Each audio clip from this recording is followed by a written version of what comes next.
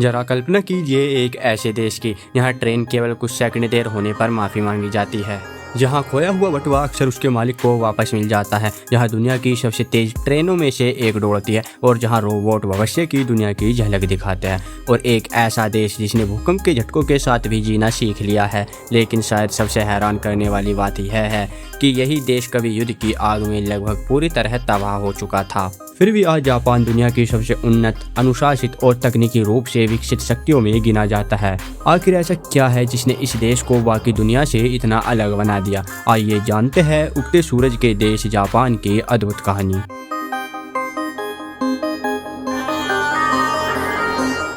Japan पूर्वी Asia में स्थित एक द्वीप राष्ट्र है जिसे अक्सर उगते सूरज का देश कहा जाता है। यह 14,125 द्वीपों का समूह है, जिनमें होन्शु, होक्काइडो, क्यूशु और शिकोकू सबसे प्रमुख है। चारों ओर समुद्र से घिरा यह देश प्राकृतिक संसाधनों के मामले में बहुत समृद्ध नहीं माना जाता, फिर भी आज यह विश्व की सबसे विकसित अर्थव्यवस्थाओं में शामिल है। जापान की राजधानी टोक्यो दुनिया के सबसे बड़े महानगरों में से एक है।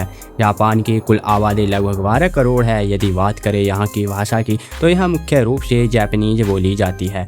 यहाँ की करेंसी जापानीज येन है, जो कि वर्तमान में 0.59 भारतीय पैसों के बराबर है। आधुनिक जापान के प्रसिद्ध स्थानों को देखने से पहले थोड़ा इसके इतिहास पर नजर डाल लेते हैं। यदि आज के आधुनिक जापान को समझना है तो हमें उसके इतिहास के सबसे कठिन दौर को समझना होगा। 20वीं सदी के मध्य में जापान दुनिया की प्रमुख सैन्य शक्तियों में से एक था, लेकिन द्वितीय विश्व युद्ध ने इस देश की दिशा ही बदल दी। युद्ध के अंतिम चरण में 6 अगस्त 1945 को हिरोशिमा और 9 अगस्त 1945 को नागासाकी पर परमाणु बम गिराए गए। कुछ ही क्षणों में लाखों लोगों का जीवन प्रभावित हो गया और पूरे देश पर गहरा मानसिक, सामाजिक और आर्थिक संकट छा गया था। उस समय ऐसा लग रहा था मानो जापान का भविष्य अंधकार में खो गया है। शहर नष्ट हो चुके थे, उद्योग ध्वस्त हो चुके थे और देश को फिर से खड़ा करने के लिए संसाधन भी बहुत सीमित थे। लेकिन यहीं से जापान की असली कहानी शुरू होती है। जहाँ कई देश ऐसी तबाही के बाद वर्षों तक संघर्ष करते रहते हैं, वहीं जापान ने हार मानने के बजाय पुनर्निर्माण का रास्ता चुना।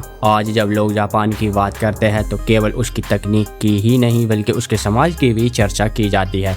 जापान को विशेष बनाने वाली पहली चीज है उसका अनुशासन। यहाँ सार्वजनिक स्थानों पर साफ सफाई बनाए रखना केवल सरकार की जिम्मेदारी नहीं बल्कि हर नागरिक का कर्तव्य माना जाता है।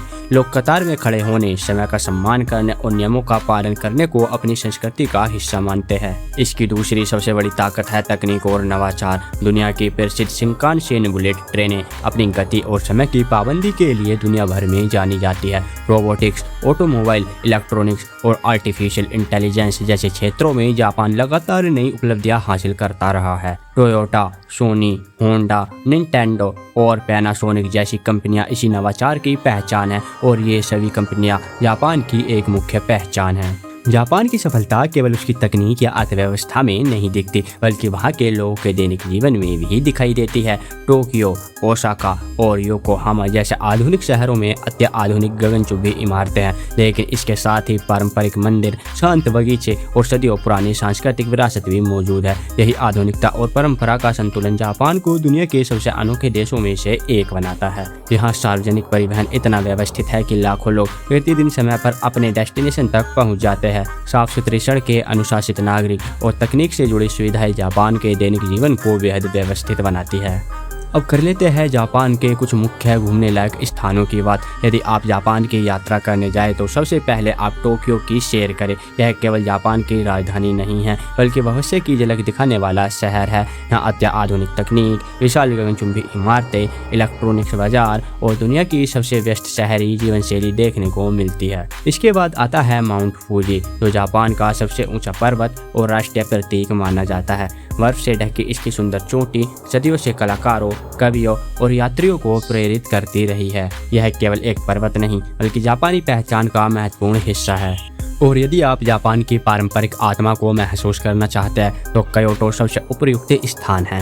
यहाँ प्राचीन मंदिर, पारंपरिक लकड़ी के घर, जापानी उद्यान और सदियों पुरानी सांस्कृतिक विरासत आज भी जीवित है। क्योटो वह स्थान है जहाँ आधुनिक जापान के बीच पुराना जापान सांस लेता हुआ दिखाई देता है। हालांकि जापान ने दुनिया को विकास, तकनीक और अनुशासन का शानदार उदाहरण तो दिया ही है, लेकिन आज उसके सामने एक बड़ी चुनौती भी खड़ी है। यह चुनौती है बढ़ती बुजुर्ग आबादी और घटती जन्म दर। जापान जापान की जनसंख्या धीरे धीरे वृद्धि होती जा रही है और युवा आबादी का अनुपात कम हो रहा है और जापान एक बार फिर इस समस्या से निपटने की पूरी कोशिश कर रहा है। जापान हमें सिखाता है कि किसी देश की असली ताकत उसके प्राकृतिक संसाधनों में नहीं बल्कि उसके लोगों की सोच, अनुशासन और दृढ़ संकल्प में होती है। एक ऐसा देश जो कभी युद्ध की राख में दब गया था लेकिन आज दुनिया के सबसे विकसित और सम्मानित देशों में गिना जाता है और यही कारण है कि जापान केवल एक देश नहीं बल्कि मानव इच्छा शक्ति और पुनर्निर्माण का जीवंत उदाहरण है। तो यह कहानी और डॉक्यूमेंट्री थी जापान की। हालांकि आपको जापान के बारे में जानकर कैसा लगा, अपनी राय अवश्य दें।